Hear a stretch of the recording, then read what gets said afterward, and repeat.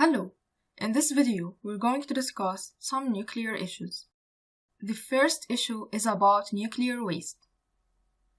The used fuel rods inside the nuclear reactors are very hot and very radioactive.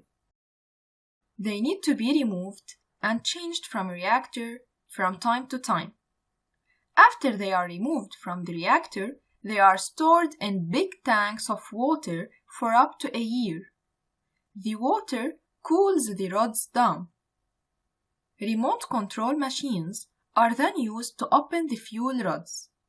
The unused uranium and plutonium are removed chemically from the used fuel. These are stored in sealed containers so that they can be used again.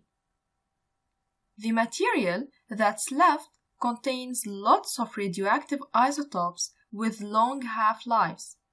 This radioactive waste has to be stored in secure conditions for many years to prevent radioactive contamination of the environment. The second issue is about the new nuclear reactors.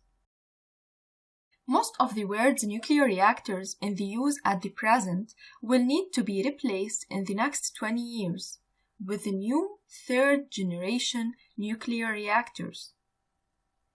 The new types of reactors could have a standard design to reduce costs and construction time, a longer operating life, typically around 60 years, more safety features such as convection of outside air through cooling panels along the reactor walls, and much less effect on the environment, as we have discussed earlier that there are many nuclear waste arising from these nuclear reactors.